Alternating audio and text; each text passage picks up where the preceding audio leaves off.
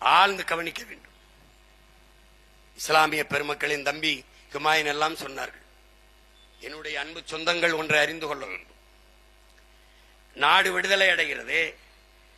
விடுதலை போராட்டத்தில் எல்லோரும், நாட்டு குடிமக்கள் எல்லோரும் பங்கேற்கிறார்கள். அதிலே என்னிலும் இளைய என் தம்பி தங்கைகள் இந்த வரலாற்றை தெரிந்து கொள்ள வேண்டும். இங்கே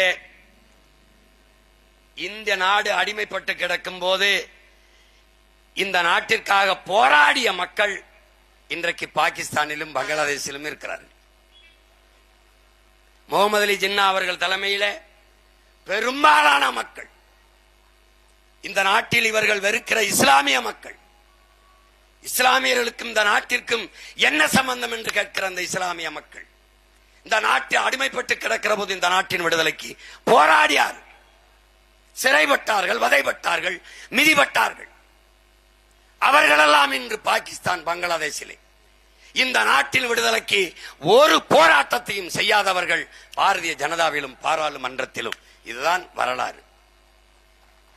நன்கு நீங்க கவனிச்சுக்கணும். இந்த நாட்டை 400 ஆண்டுகள் அடிமைப்படுத்தி ஆண்ட வெள்ளைக்காரன் இன்று இந்தியாவுக்கு நண்பன். இந்த நாடு அடிமைப்பட்டு கிடக்கும் போது இந்த நாட்டின் விடுதலைக்கு போராடிய பாகிஸ்தானிலும் பங்களாதேஷில் இருக்கிற இஸ்லாமியர்கள் எதிரிகள். இந்த நாட்டில் விளையாட்டுக்காக IPL என்கிற ஒரு சூதாட்ட போட்டி நடக்கிற போது கூட அதிலே இவர்களை அடிமைப்படுத்தி ஆண்ட பிரிட்டிஷ்காரன் இந்த நாட்டில் விளையாட்டு வீரனாக வந்து விளையாட முடிகிறது. இந்த நாடு அடிமைப்பட்டு கிடக்கிற போது இந்த நாட்டின் விடுதலைக்காக போராடிய பங்களாதேஷ், பாகிஸ்தான்ல இருந்து ஒரு வீரன் கூட IPL போட்டியிலே பங்கேற்க முடியாது. எவ்வளவு பெரிய கொடிய வரலாறு என்பதை அறிவார்ந்த தமிழ் சமூக தம்பி தங்கைகள் புரிந்து கொள்ளணும். நிலைமை எப்படி இருக்குன்னு நீ பாத்துக்க. நாடு விடுதலை பெற்ற பிறகு, பாகிஸ்தான் தனிநாடாக போய்விட்ட பிறகு, இந்திய யூனியன் முஸ்லீம் லீக் அதனுடைய தலைவராக இருந்த லியாகத் அலி கான் அன்றைக்கு நம்முடைய தாத்தா கண்ணியமிக்க காயிதே மில்லத் என்றால் என் உடன் பிறந்தார்களே வழிகாட்டும் பேரொளி என்று பொருள். அந்த தாத்தா காயிதே மில்லத் அவர்கள்ட்டே போய் அந்த லியாகத் அலி கான் சாஹிபு, நமக்கென்று ஒரு நாடு வந்து விட்டது, வாருங்கள் போகலாம் என்ற பிறகு, நான் இங்கே வருவது, இது என் நாடு, இது என் தாய் நாடு, நான் இங்குதான் இருப்பேன், நீங்கள் செல்லுங்கள். ஆனால் இங்கு வாழ்கிற இஸ்லாமியர்களுக்கு நீங்கள் ஏதாவது நல்லது செய்ய வேண்டும் என்று எண்ணினால் பாகிஸ்தானில் இருக்கிற இந்துக்கள், சீக்கியர்கள், கிறிஸ்தவர்கள், பௌத்தவர்கள் இவர்களை பத்திரமாக பார்த்துக் கொள்ளுங்கள். அதுதான் இந்த நாட்டு மக்கள் எங்களுக்கு நீங்கள் செய்யக்கூடிய நற்காரியம் என்று அனுப்பி வைத்தவன் எங்களுடைய தாத்தா காயிதே மில்லத் அவர்கள். அறிவார்ந்த பெருமக்களே, என்னிலும் இளைய என் தம்பி தங்கைகளே, நாடு விடுதலை பெற்ற பிறகு இந்த நாட்டின் ஆட்சி மொழியாக எந்த மொழி இருப்பது என்ற விவாதம் எழுப்பப்படுகிறது. அப்போது இந்திய மொழிகளில் மிக மூத்த மொழி, தொன்மையான மொழி எதுவோ அதுதான் ஆட்சி மொழியாக இருக்க வேண்டும் என்ற கருத்து முன்வைக்கப்படுகிறது. அப்போது ஒரு மகன் எழுந்து பேசுகிறான், இந்திய மொழிகளில் தொன்மையான மொழி எதுவோ அதுதான் ஆட்சி மொழியாக இருக்க வேண்டும் என்றால் தமிழ்தான் ஆட்சி மொழியாக இருக்க வேண்டும். இந்திய மொழிகளில் மிக மிக தொன்மையான மொழி தமிழ்தான். இதை எந்த வரலாற்று ஆசிரியனும் எந்த தொல்பொருள் ஆய்வாளனும் மறுக்க இயலாது. அந்த தமிழ் மொழி என் தாய்மொழி என்பதில் எனக்கு பெருமை என்று ஒரு மகன் பேசுகிறான். நேரு எழுந்து, விவாத அறையிலே இருந்த நேரு எழுந்து, சாஹிபு, நீங்கள் உருதை கேட்பீர்கள் என்று நினைத்தேன், நீங்கள் என்ன தமிழை கேட்கிறீர்கள் என்று அவர் சொல்ல. ஏனால் அவர்களுக்கெல்லாம், வட இந்தியர்களுக்கெல்லாம் இஸ்லாமியர் என்றாலே உருது பேசுகிறவர்கள் என்றதால் அவர்கள் எண்ணம். நீங்கள் உருதை கேட்பீர்கள் என்று நினைத்தேன், நீங்கள் தமிழை கேட்கிறீர்களே என்று சொல்லி அமர்வதற்கு முன் ஒருவன் எழுந்தான், இஸ்லாம் எங்கள் வழி, இன்ப தமிழே எங்கள் மொழி. நான் அல்லாஹ் என்று அழைப்பதற்கு முன்பே அம்மா என்று அழைத்தவன்.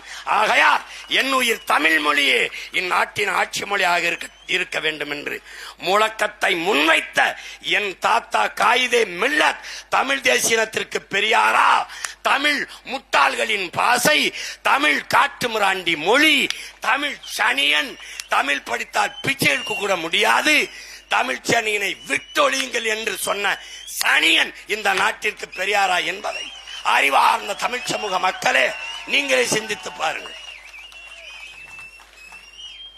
இஸ்லாத்தை ஏற்றிருக்கிற என் உயிர் சொந்தங்களே, காயிதே மில்லத்தையும் பழனி பாபாவையும் தாண்டி உங்களுக்கு ஒரு தலைவன் இந்த நிலத்தில் இருந்து விட்டாரா? இருந்து விட்டாரா சொல்லுங்கள். இந்த திராவிட திருவாளர்கள், இந்த தலைவர்கள் எவரையாவது காயிதே மில்லத்தின் தாத்தாவையும் என் அண்ணன் பழனி பாபாவையும் பற்றி பேச சொல்லுங்கள். நீங்கள் மதவாதத்திற்கு எதிரானவர்கள் தானே, மத சார்பற்ற மகான்கள் தானே, மதவாதத்திற்கு எதிரான புரட்சியாளர்கள் தானே. இவன் யார்? இவன் யார்? மதவாதத்திற்கு எதிராக கடைசி நொடி வரை போராடி தன் இன்னுயிரை தந்த புரட்சியாளன் இவன்தான். பாருங்கள் பெருமக்களே, இவன்தான் தமிழர் நிலத்தில் மதவாதத்திற்கு எதிராக போராடி மாண்ட மாவீரன் இவன்தான். மதவாதத்துக்கு எதிரான பெருமக்களே, மதவாதத்துக்கு எதிரான கூட்டணி அமைத்த மகான்களே, ஒருவர் கூட அவனுடைய திருப்புகளை பேசாததுக்கு காரணம் என்ன? காரணம் என்ன? ஏன் இஸ்லாமிய இயக்கங்களோ அரசியல் தலைவர்களோ அவருடைய ஓட்டை பொறுக்கி திங்கிற திராவிட திருடர்களோ ஏன் என் அண்ணன் பழனி பாபாவை பற்றி பேசல?